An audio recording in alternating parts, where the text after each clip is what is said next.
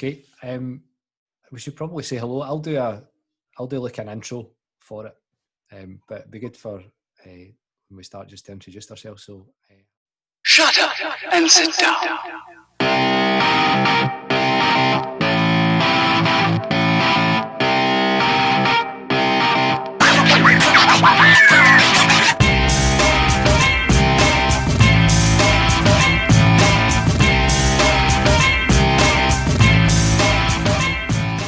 Hi, my name's Stewart Cutler. I'm the minister at St Ninian's Church in Stonehouse, which is a local ecumenical partnership between the United Reformed Church and the Church of Scotland.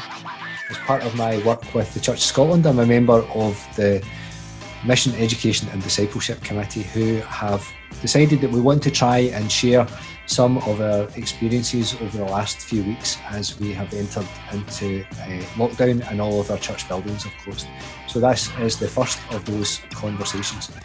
Today I spoke with Ross and Lynette and here is the conversation that we had. We hope you enjoy it. So, hi, I'm Stewart. I'm the minister at St Ninian's Church in Stonehouse. And today I am joined by three lovely people. And my top left is Ross. Hi, Ross. Hi. And in the bottom is Lynette. Hi. And Hello. So do you want to tell everybody where you're from, first of all? Ross? Yep, certainly. I'm the minister in Hamilton Old Parish in the centre of Hamilton, here in the lovely central belt of Scotland. Excellent. Lynette? Hi, I'm Lynette. I'm locum at Hamilton South, linked with Quarter, up at the top end of Hamilton. Okay. And I'm Aaron from Townhead Parish Church in Coatbridge. Excellent. Brilliant. As we all know, we're locked down. We've been locked down for almost a month now, and we thought it'd be a good conversation to have to think about what's happened over that month, because lots has. When we look back, it seems like quite a long time ago now, to that first week, where we were able to meet together on a Sunday, but knew that lockdown was probably coming. So I wondered how that period of time was for you. So what do you remember about that kind of period around about a month ago, just before we went into lockdown? What was happening for you at that point? I don't mind starting if you like. I remember probably about a fortnight before, it seemed like something was impending. We had a communion service about 10 days before, and the big question about that was what we're going to do for the communion elements. We normally have the common cup as well as the thimbles that go around, and so I made a last minute decision just to have the thimbles that went around. So we reduced a little bit of contagion, risk of passing on anything that might have been there at that time anyway. So that's one change we made. The only people who used the common cup were literally myself and the two elders at the front, which was a husband and wife couple. So that was the first issue of transmission that we were kind of tussling with. A few days before that Sunday, which was the following Sunday, we again were wondering what's going to happen here. Is it actually like to hit? And so I ended up talking about that. We did different things for the teas and coffees. We tried to make sure it was individually wrapped biscuits, all this kind of stuff. Although we did meet for coffee, I did say to folks, even at that point, we don't know what's going to happen next week because things are changing day by day by day. If we're here next week, tea and coffee is probably going to be off. I'll warn you that now. But we'll see how things go, and we'll keep people up to speed with things. And in between those two Sundays, we also managed to get a Kirk session meeting in, which was our regularly scheduled one, and got our major business out of the way then, fortunately. We were due to talk about finance and our budget for the year, because there was an impending stated annual meeting for the trustees. And so fortunately, we managed to get that done in between times. But at that point, we weren't really at all sure that there was going to be the kind of levels of lockdown that has now actually transpired. It really was changing at such a quick pace, wasn't it? Yeah, I think my memories of that were very similar. The kind of the advice that we got around that time was about not even social distancing. It was things like don't use home bake goods, you know, to make sure that if you're going to have tea and coffee, that it goes in a dishwasher so that it gets washed at a very high temperature and all that kind of stuff.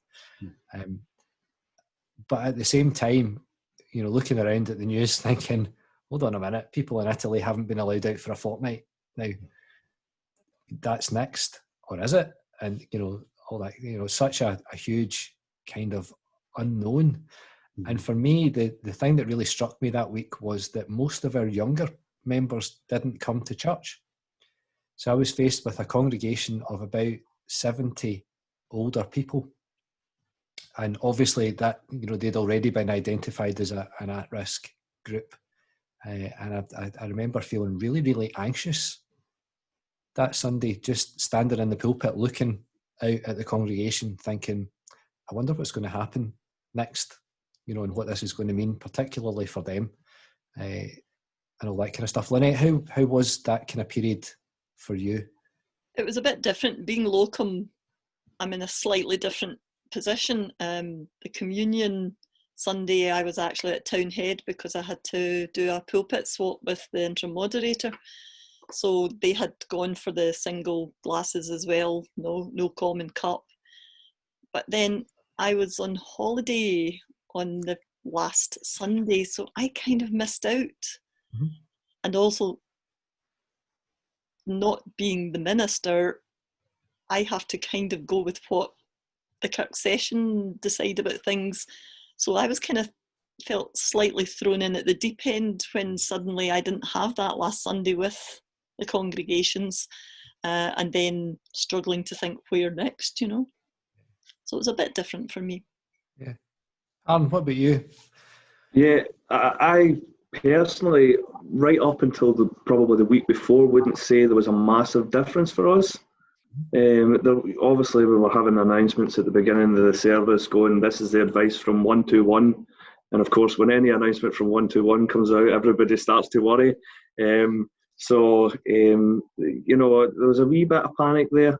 I think at that stage as well, going with the news from our point of view, it was getting compared a lot to the common cold or flu-like symptoms. And so people really started to compare it, which it's comparing apples with oranges. It's maybe got the same symptoms, but it's a totally different kettle of fish, which we now know.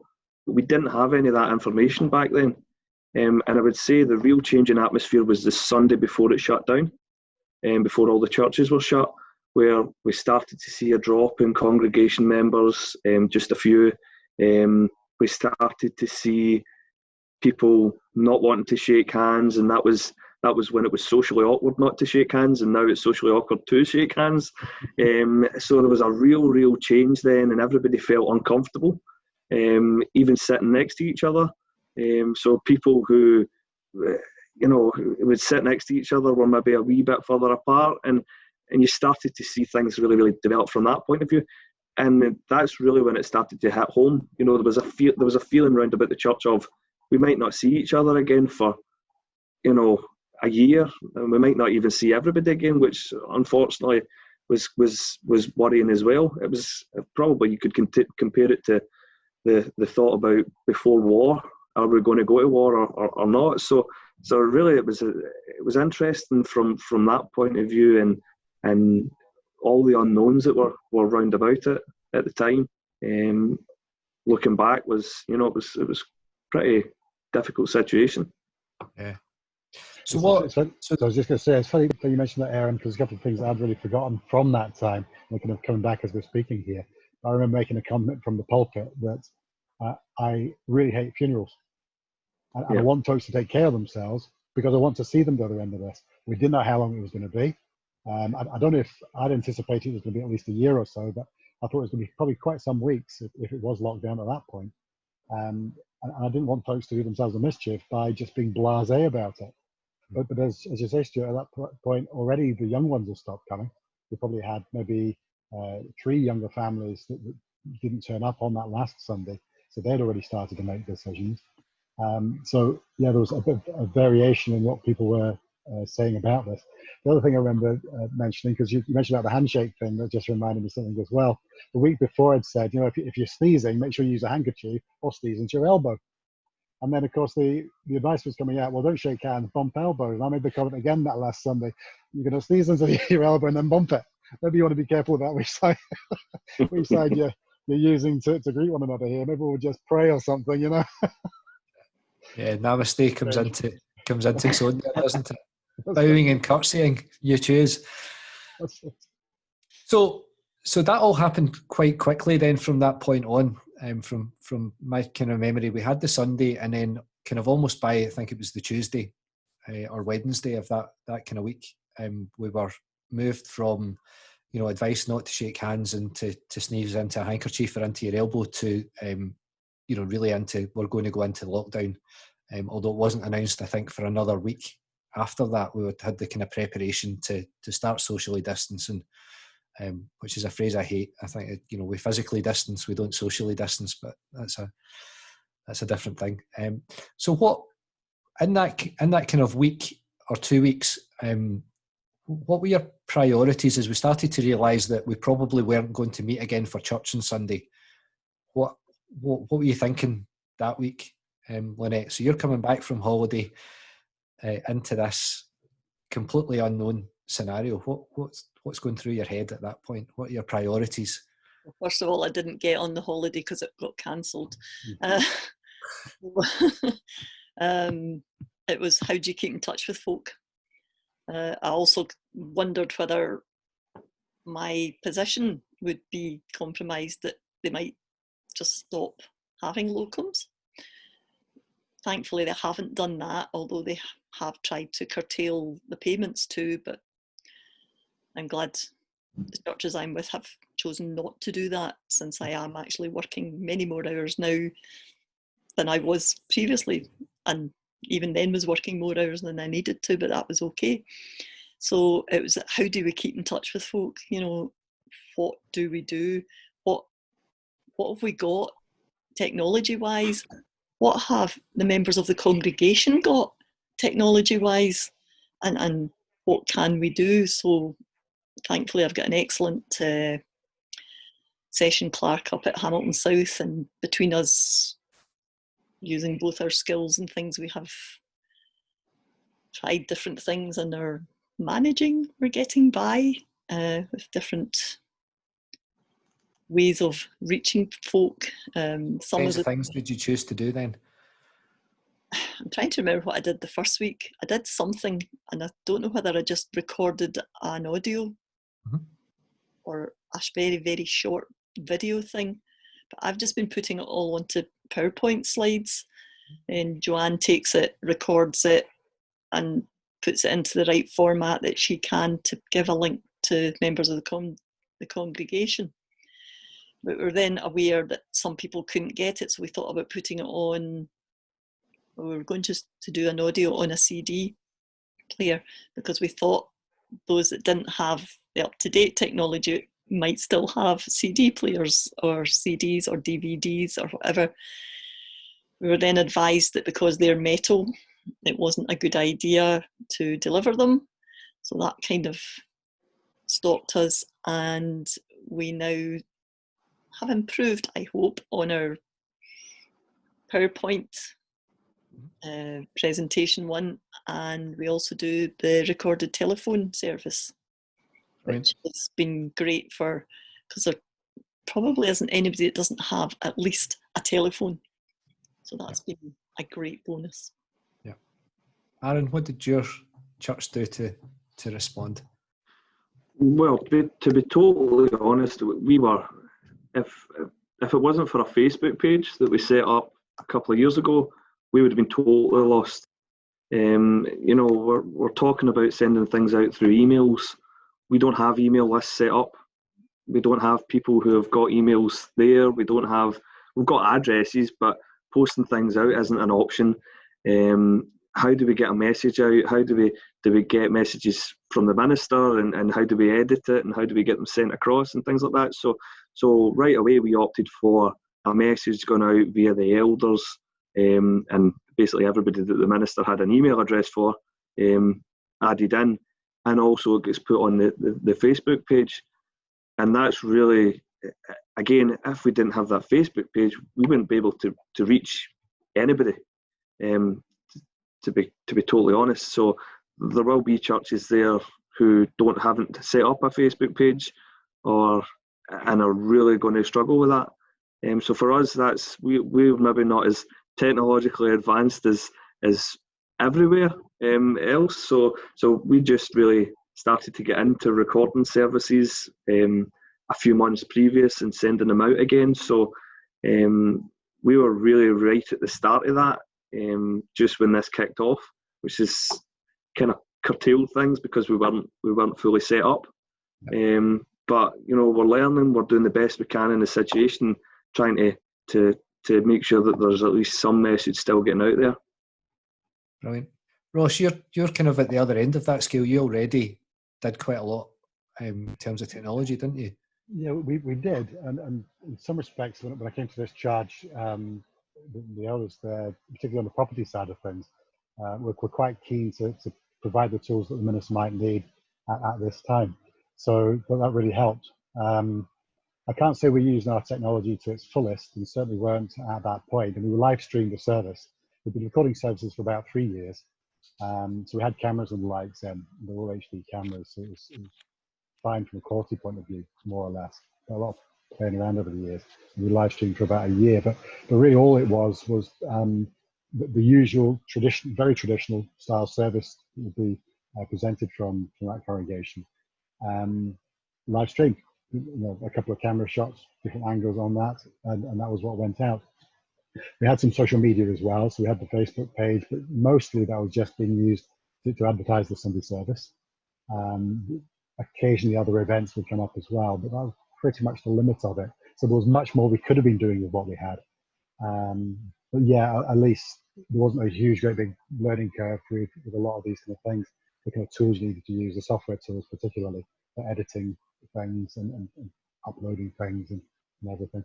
But we weren't putting words up on a screen. It was literally just congregational singing. But where that came into its own was at least we then had a bank of congregational singing we could then use to be able to use as pre-recording, so people singing at home could then be able to sing along with that if they wished, and we put words behind it, usually ubiquitous PowerPoint. But what really strikes me around that particular period was actually there were two messages going on at the same time. We were getting messages coming from the Scottish government and messages coming from the UK government, and there was about a week of a difference there, really. And I remember probably, I can't remember the exact timing, but at least a week before, Nicola Sturgeon had come in and had said, gatherings of more than 500, we're just going to have to knock on the head. And suddenly football matches were in question in Scotland. And that put us into a quandary because we were right smack bang in the middle of rehearsals for a passion play. And we had a rehearsal due on the Tuesday night before everything was locked down on the Wednesday. And we were suddenly scrabbling around to get people to turn up early so we could start recording it, because we suddenly realized that 500 maximum, we're probably not going to be able to do this on the street. It's touch and go. That's how we felt at the time. Of course, we knew 1 week later it wasn't going to happen. So on the Tuesday, we were getting people in. Some people had already decided to self-exclude, and that was entirely the right call for them to make, because that's how they felt about that. So there's no criticism at all implied in that. So we were scrabbling around to get a cast for that passion play. We started filming on the Wednesday. Well, actually, Tuesday night, we said, can the people come on Wednesday as well? So on Wednesday, 1 o'clock, everybody started descending again. Some people knocked off work early to do that, not knowing what was going to happen with their work. And we literally got everything in the can that we could do by that evening. And that was the last time the church was able to be used publicly. So it really was a last gasp thing for that. So that's probably the biggest impact it had for ourselves, was around the filming of the Passion Play for this year, to try and get something together. And even at that, there were some people who couldn't turn up because they had been excluded because they'd been on holiday. One person in particular was going to be the centurion and had a reasonably major part there, particularly around the crucifixion. And they'd just come back from Tenerife. And because there'd been the lockdown in the Tenerife hotels, they just simply couldn't come out. So we had to cut things left, right, and centre and still make some kind of a sense of the story. But I had enough to make a sense of it. Yeah, we were probably somewhere in between. We fortuitously had updated the website fairly recently. So one of the guys, his mum's an elder, he's a web designer, and him and I had sat just at the back end of the year and kind of talked about updating the website, so and making it sort of video capable, even though at that point we weren't filming anything. But I, had that kind of in the back of my mind. It would be good to put up some video at some point, but never got around to it. We'd been recording audio for ages, and for years and years they've been doing that and giving out CDs and stuff like that, and putting some of the audio on the website. And so that had just been ticking along. So the facility was there, but we'd never really done anything with it at all.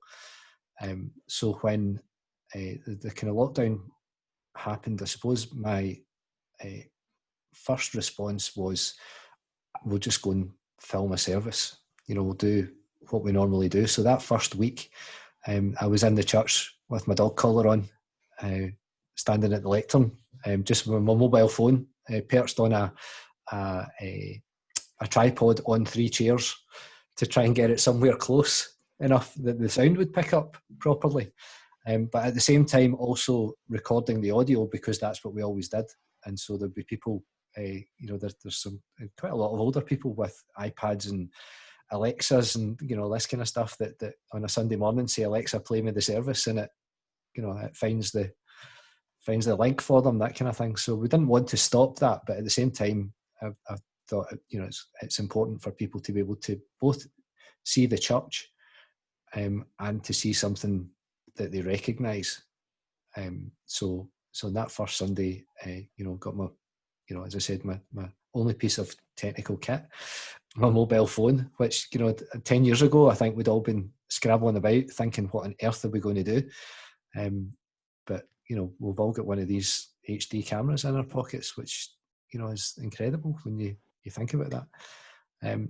But similar to Aaron, we have a list of members, and we've got some phone numbers, but we don't have everybody's phone number, and we've got hardly anybody's email address. And so one of the first things that we did was to instigate a phone tree to try and make sure that we contacted everybody that was on the roll, whether they'd been at church for in the recent past or not.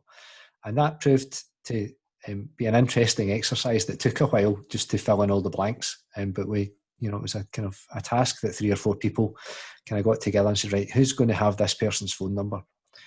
And that was great. And so we managed to kind of cobble together a service and make it available. And again, we've got a Facebook page, and so we kind of defaulted to that as the kind of standard medium for that, although we stuck it up on YouTube and put it on the website as well because we could. But it was a real, it took me ages, and at the same time, some of my colleagues were, Ross, you were live streaming, and I'm thinking, oh, should I just live stream? Should I do that? And I'm thinking, I don't want to do that as my first go at this. I don't want to press go, and what if it doesn't work, or the broadband in the church doesn't work very well. So I thought we'll film it, and then at least I know I've got it, and then it'll appear at some point. What I didn't realise was that takes at least 3 times as long. The filming it, then you feel that you have to edit it, and then you have to upload it, and that all takes a long time, and you're learning how to do that as you go along. So that first week, I think I ended up with a sore elbow because I was sat at my desk just editing a lot of the time and trying to just make it work was the first response to it. Just make it work. Do something, make it work. So we all kind of got through that initial splurge. The other thing that we tried to do, I tried to do, was to try to do as many things that were going to happen as we could using the internet. So we discovered Zoom. I'd never heard of Zoom. I'm going to put my hand up. I had, the week before lockdown, I had never heard of this till I'd used Skype and Google Duo and Hangouts and all that kind of stuff. I was aware of lots of tools, but Zoom kind of appeared at the lockdown, and so we embraced it immediately. And in that first week, we had Sunday school on Zoom. That was the first thing that we did. partly because we thought that the Sunday school kids and their parents would probably know how to work it, and they did, and it worked surprisingly well. We had like 20 kids on Zoom, so maybe about a dozen households with 2 or 3 kids in some of them, and we played games and we told stories and we did a craft, and it was fantastic and gave us loads of confidence to go forward and try and do other things. And I think if we hadn't have done that at that point, we'd probably still only be doing the service, or we'd only just be getting around to trying some other things. So what happens, in that kind of, everybody's kind of settled in period. For us, that Holy Week was in the middle of that. So how was that? How was Holy Week? You're shaking your head, Ross. A nightmare. Well, bear in mind, we just had lockdown. We'd just filmed John Kirk Passion Play. Yep. I spent the best part of a fortnight editing that and re-editing it out of all the footage we had, getting the soundtracks right, putting music onto it, subtitling it, and getting all that out. And then we were straight to Holy Week during that last week of it. We couldn't put on what we would normally put on, which was shared services for the whole of Hamilton. So I sent an email around everybody, the main congregations around the whole of Hamilton, to say, look, I have got footage from 3 years ago when we first did a Passion Play in the church. We never put it out. We put out the vignettes of the Passion Play that went on each night, and we put out the sermons, but there was other stuff there that we were getting to grips with the technology ourselves at that point. So I took all that footage from back then and tried to make a Holy Week service for every night as well. So I'm editing that like crazy. And as you say, it takes 3 times as long. By the time you're finding the bit you want and cutting this bit out and attaching it to that and uploading it, and oh dear. I look back now on what we were doing before then, when I was just rolling in. Somebody else was doing the recording for me. The preparation is the same. But actually, when it comes to the delivery, you're taking 3 times longer to deliver something for Sunday morning or an evening or whatever it is. It just takes such a long time. So yeah, that particular period was just fraught. I mean, I would be lying if I said I did anything less than 90-hour weeks for at least that first 3 weeks. And I was supposed to have been off on holiday the week after Holy Week because I knew it was going to be exhausting anyway. And of course, none of us were going on holiday. So I was back to an ordinary week that week, and that felt like a rest. This was down to the 90 hours. So yeah, that whole period was really quite fraught. But the other side of it, as you say there, about that whole experimental phase of what can we do here and there. I tried to get different people recording with whatever means they could, maybe a reading with a word and worship leader who did a homily for us. So that's in the place of the sermon one week, which was great. So be able to insert that so different faces are getting seen and different faces from around the congregation was lovely. It's been lovely to actually see them rising to that challenge, and the comments back as well, as folks are really appreciating seeing different people rather than just both. Yeah, we've done something quite similar to that, in that we get different folk to do the readings and send. Well, Joanne collates all the different clips and things like that. We haven't actually we've just done it more audio for the Bible readings. I think some of the people that are doing it are quite happy that it's just audio rather than, although they are sending a visual one, because that's the way they record it on a phone or whatever. And that, but I've got 2 folk who are doing word and worship.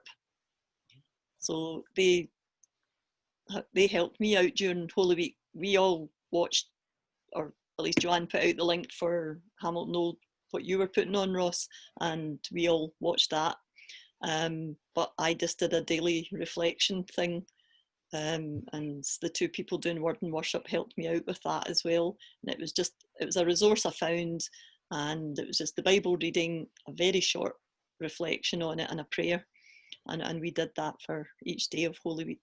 So there's ways of getting things done, isn't there? When you're pushed. We should probably explain what word and worship is, because some folk might not know. It's a presbytery training course for people authorised by the presbytery to lead worship in their own congregation. And we've got quite a big cohort of people around the presbytery now who have been through that course and therefore are able to lead worship. And I suppose, for me, I've got 3 people in our congregation who've done that, and it's been fantastic to be able to call on them to do different pieces and just to say, with all confidence, can you do the prayers this week? And know that they'll be done. I don't have to worry about that. And on Friday, somebody will send me a video and I can just drop that in. So having that kind of support and those, those people available has been amazing. Aaron, how did Holy Week go in your church?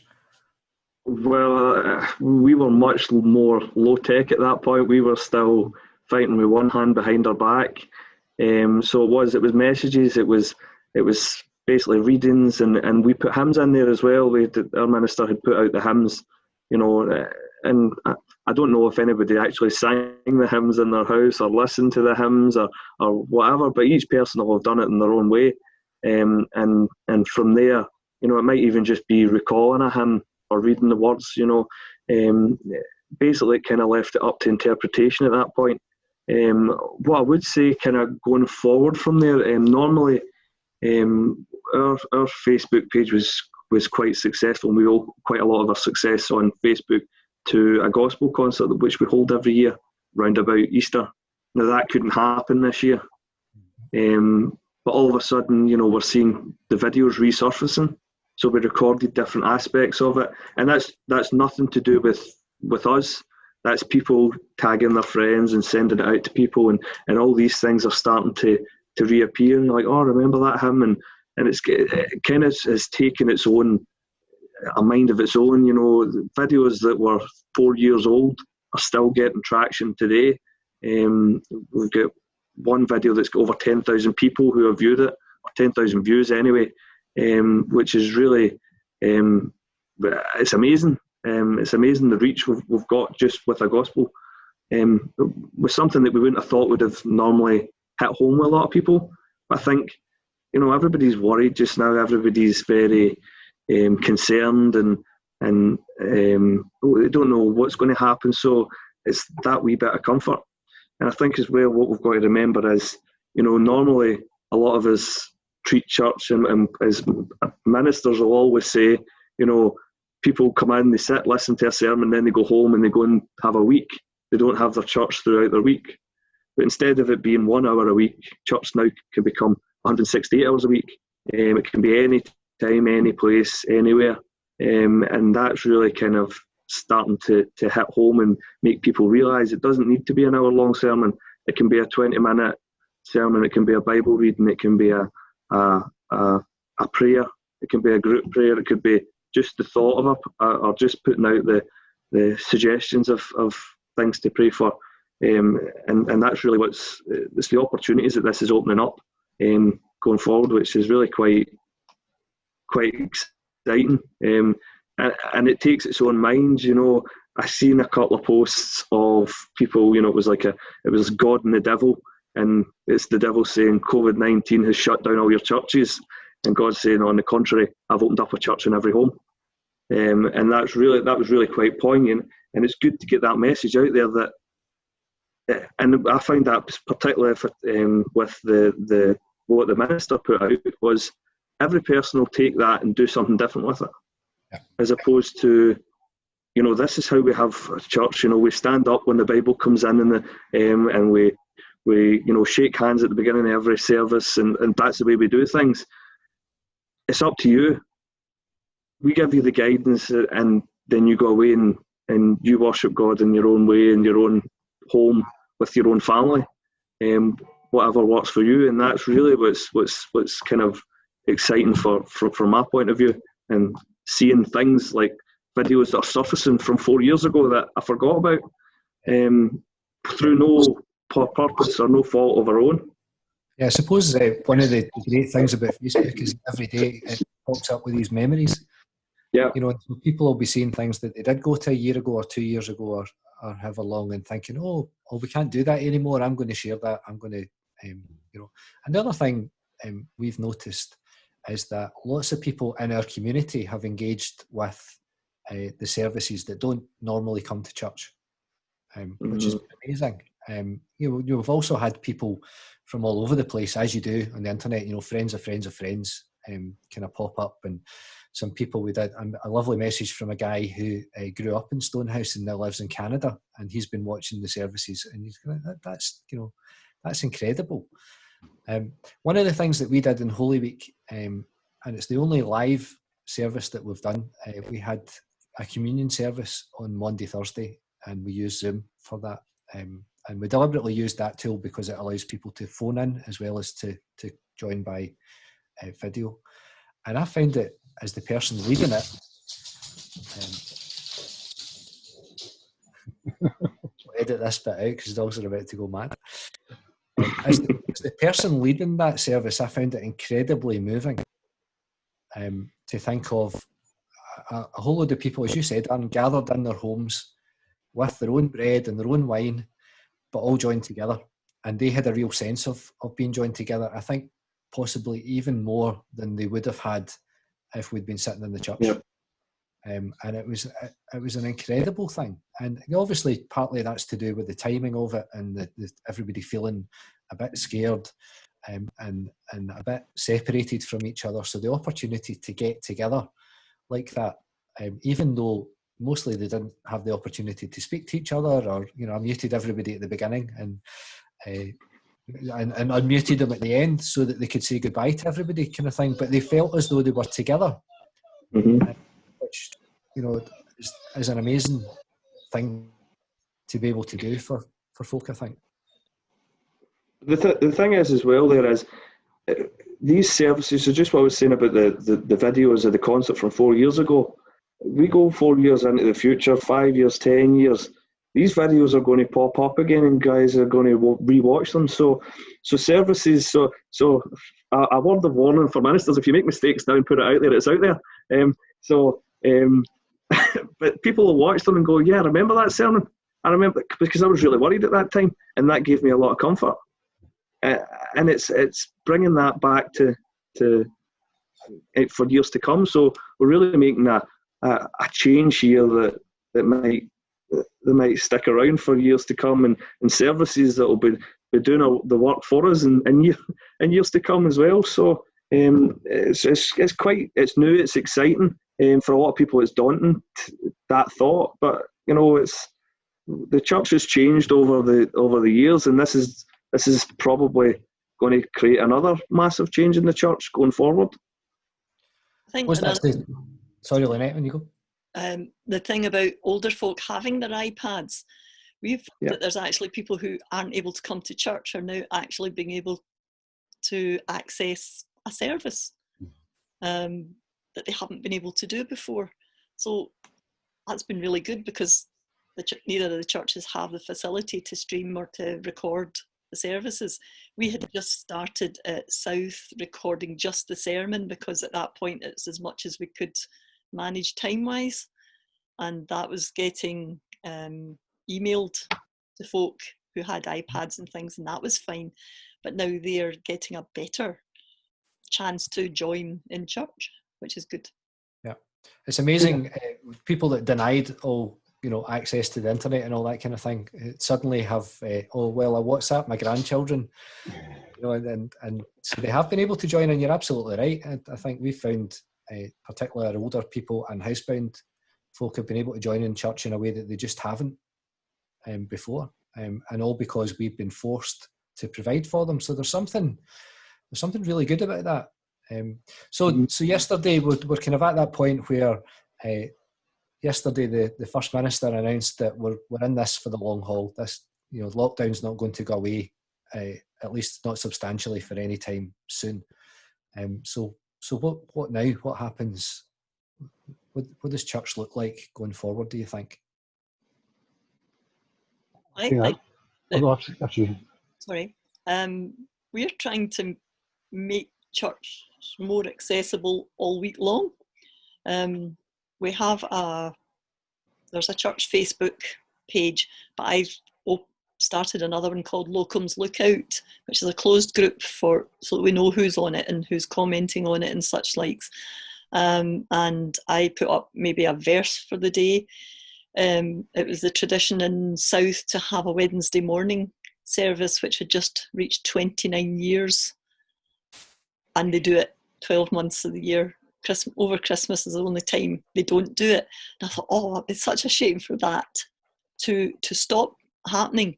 So I do a word for Wednesday, so it's just a short service, and again I get folk to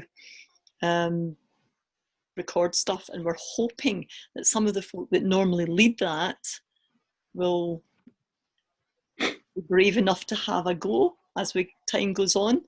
They do have the means to do it, they just maybe don't know how to do it, and it's difficult when somebody can't go and show them what to do to get them there, but we hope so.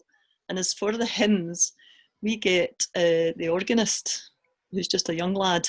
He plays it on a piano at home, records them all, and we just put that on, which has been really good because we don't have any back issues of anything to use. So that's the way we've managed that, because both congregations like their singing, you know, so that was important, that we tried to do something that they could continue to do that. Tomorrow morning we have a prayer breakfast on Zoom.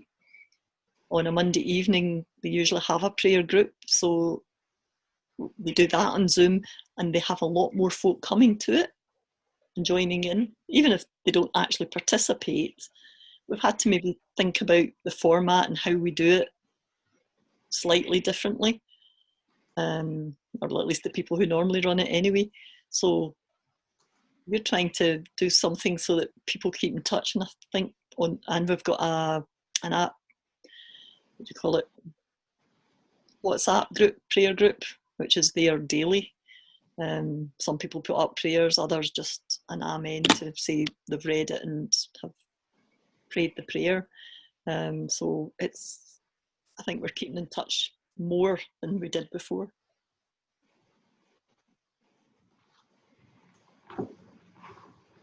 Brilliant. Ross, you were... I was going to say now. I think part of the difficulty is, even at this stage, it still feels quite new. We're a month in, and if there's one thing I've been really delighted with is to see just how many people have embraced all sorts of different ways of doing things, the variety around it, and how they've engaged.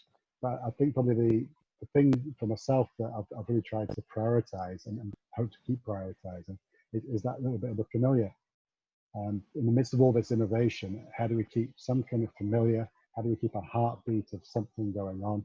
I've made the point in the past to my own congregation that for our mental health in particular, and in a lockdown situation, our mental health really is getting impacted in all sorts of different ways. That idea of something that's happening regularly to help us mark the week, you know, when society's stopped going to church as much as it ever used to, I think we lost something quite significant. How people mark the passage of time and the high days and holidays of the year is a really big thing. So I think being able to provide that, being able to provide something of a familiar setting, because I still record in the church, it's something I've tried to endeavour to do there, as well as the stuff we're perhaps doing daily or throughout the week as well. But a lot of what we previously had from our own congregation was revolving around the weekend.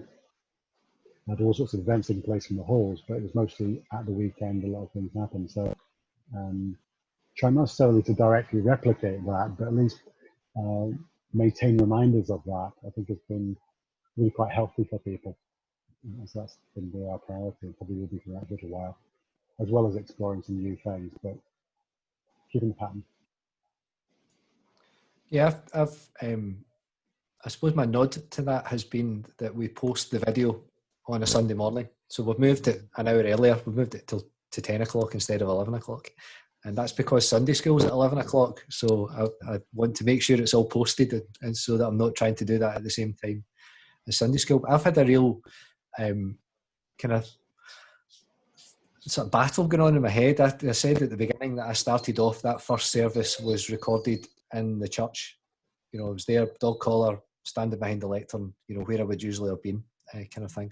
The last two I've done in the house. So I've been in the living room, up the stairs. And it just felt really weird to be sitting at home in my dog collar, because I wouldn't normally, I wear it to go out to things. I don't tend to sit around in the house with it on. So I didn't. No, I didn't wear it. So just put on a polo shirt and I recorded the service. And it was Easter Day, which also gave me kind of pause for thought. It's a kind of significant day in the life of the church, and I'm thinking, here am I sitting with my t-shirt on in the living room. This is weird. And it was weird anyway. The process of talking to yourself is really strange. That kind of preaching to an empty room or to a camera or whatever it might be. So the whole thing was quite odd. But what I was really heartened by was that it was my session clerk, who was the person when I came to the church, who insisted that I get a cassock. Okay, so I wear it very occasionally, but I've got a cassock, and she insisted that I should have one. Said to me, it was really nice to see you sitting with your t-shirt on in the lounge. And I was kind of like, well, why? Why is that? She said, because I think that people that are watching it that don't come to church would have felt able to connect with that. Yeah. Which I found really interesting. But the other side of that kind of conversation is a bit something that you said there, Ross, that to maintain the familiar, because at some point this is going to be over, and hopefully we're going to be able to go back to church at some point. And so for me, part of that conversation that's going on in my head is, am I creating something else? And so the people that are watching me sitting in my t-shirt in the living room, if they turned up at church on a Sunday morning, it's going to be really unfamiliar to them. Whereas people who are watching your live stream, and if they come to church, it'll be very familiar because it's almost the same. And I wonder now, even early on, if we've got to the point where we're going to have to do two things. If you've started down that road of doing something that's a little bit different, whether it's an audio recording or a short thing or sharing some video or whatever, that might continue, but it's perhaps not just a recording of the service. It has to be something different because you've already started to do that. And if that is the case, when on earth are we going to get time? Yeah, and I think that really is the dilemma that a lot of people are already starting to realise, is that from the announcement yesterday, it looks like it'll be a wee while yet, but what happens when all this ceases? Do you suddenly just drop all those people who've been beaming in from different parts of the world and different parts of Scotland and different parts of the town, or do you keep something going? And in what format? You keep doing the format you're currently now doing because you've found this new way of doing things. It's a real dilemma. I've quite liked, I've been doing a daily Bible reading. I've set a Bible reading challenge several years back for the congregation. Some did it, some didn't. That's okay. I've been recording some of that for the last little while. And it's actually felt a little bit different. Being able to just wear a t-shirt in the office, in the vans, and for folks to see that different side of things. That, oh, well, the minister doesn't always wear the collar, funny enough. He has actually got a home to go to. But when I record in the church, I'm full-blown cassock and gown, because that's a very traditional church, and that's exactly what people have been used to. And thinking forward to when we do start to return to church, if all of this has ended up being a bridge for some people who would never have darkened the door of the church because, well, it's an unknown place with a bunch of unknown folk, I'm never going to do that, that's really uncomfortable. But they've actually had that opportunity to see that it's not actually all that weird, and become more and more accustomed to seeing some of the inside of the church and the minister and how folks dress and some of the singing. Particularly the singing, I think, is the thing for me. These unknown songs. Am I supposed to join in with this or what? But from the comfort of their own home, they're getting more acclimatized to what Christian worship's like. And so they're then going to find it much less of a bridge to actually think on Sunday, actually, I'd like to go and see that for real, and actually go and see these people that I've been kind of getting this wee peephole into life of, because this is something that really does resonate with me, and get the community side of it that many of us who've been going to church for years have benefited from all these years and been talking about, but it's just maybe been that step too far for a lot of people. So it'd be really intriguing to see whether it has actually done just that, whether it made life easier for folks to engage in something new that they maybe never would have done before. I think as well, this has been a massive acceleration or a slingshot into things that we would never have done. So we're talking at the beginning there about creating an email list. You know, under normal circumstances, how long would that have taken? How many months, how many presbytery, how many session meetings would that have taken to actually gather that information? It would have taken forever, but we've done it in a couple of weeks because we realised that we had to. We realised that the technology was there and it wasn't all that hard. And we're talking about sitting in the house and just plain clothes and being a lot less informal and making mistakes and things like that. It all works because it's natural. It's natural. We're all struggling through this. We're trying to make the best of what we're doing. We're not trying to be perfect first time. It's not rehearsed. And rightly or wrongly, church services are rehearsed. There's an order we do things in. We don't need that here. This isn't a church service. This is a totally different thing. It can be, and it goes back to what I was saying earlier, was it can be a thought. It can be, you know, we're talking about how this when we go back to normality, as it were, you know, how do we cope? Do we keep this on? Do we not keep it on? I don't think you can really do one without the other now, for the reasons, and I don't think it needs to be as hard as all that. I mean, it's not necessarily difficult to, you know, just to the thought about something and record it. You don't need to put it out right away. You can listen back to it and go, do you know what? Don't really like that. I'll delete that. But it's just, you know, sometimes you think about things. Many Bible studies do we record and put out there. Many prayer meetings do we record and put out there. We don't, you know, and sometimes that's because we really can't do that. It's private and it's an intimate setting. But and other times, you know, there's no reason why we can't put out a prayer meeting when we're praying for people who are hungry or sick or anything like that. You know, there's lots of things that we can actually do online, maybe get more attendance from, and also do in person at the same time. So if we're doing a prayer meeting, we can also have it set up on Zoom. We can have people who want to attend in person, and then you can have the people from Canada or the people from Australia or wherever joining in on that chat as well. You know, there is no right way to do things. There is no wrong way to do things. There's whatever works. And when it stops working, you stop doing it and you change to something else. So that all these opportunities are coming out right now.